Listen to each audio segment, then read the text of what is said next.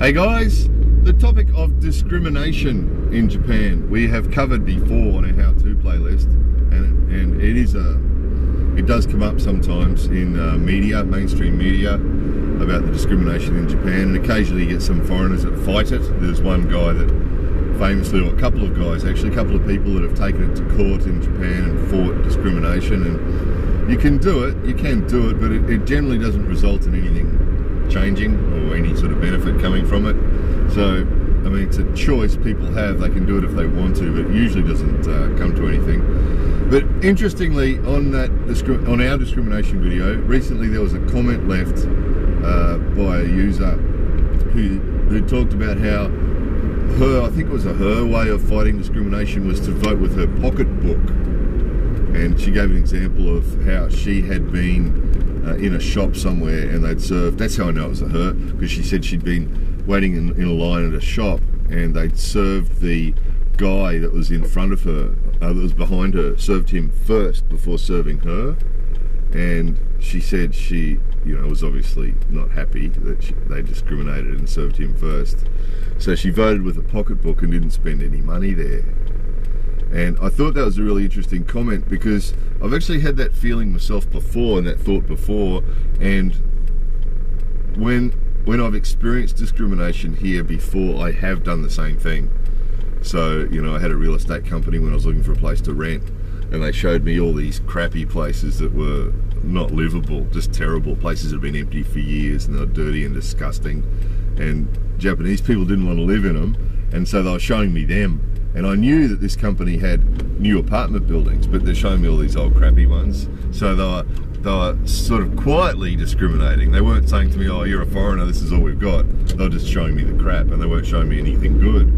And so I went somewhere else. But then when it came time to buy a place, I didn't go to that company. So I voted with my pocketbook, voted with my money. And also, I think that was another reason that we support the English-friendly Japan directory, because that directory is supposed to be a list of English-friendly businesses in Japan, but also just what happens as a result of that is they're the companies that are genuinely open to foreigners, because those companies have to be genuinely English friendly. If they've just got some English on their website, that won't get them onto that directory. We've had companies, we've rejected companies for that before. We had one guy had a little bit of English, one company had a little bit of English on their website, and then they tried to make a listing on the directory in Japanese because their English wasn't good enough to make the listing in English. So they made a listing in Japanese, and we just deleted it and sent them an email and said, no, sorry, it's an English-friendly directory, and if you want to be on there, you've got to make the listing in English. And we had another one that actually we'd allowed the listing. We gave them 3 stars because they had English staff that could speak English. But then when we sent an email and asked 3 questions, we didn't get correct answers because their English wasn't good enough. So we downgraded them to 2 stars. So we're pretty strict. So what the result of that means is that the companies on that English-friendly directory have actually made the effort to be English-friendly. And of course, just got to add again, before we get the inevitable comments, is that, of course, in Japan, the language is Japanese. So there's no reason for a Japanese company to have English. They shouldn't be expected to have English on their in their business at all, of course, because it's Japan, so the language is Japanese. But what this is really about is, if companies have made an effort to be English friendly, or have made an effort to be foreigner friendly and are foreigner friendly, and they do want foreign customers, then if we want to vote with our pocketbooks and support those companies, then we can do, because we can find them on the English friendly directory.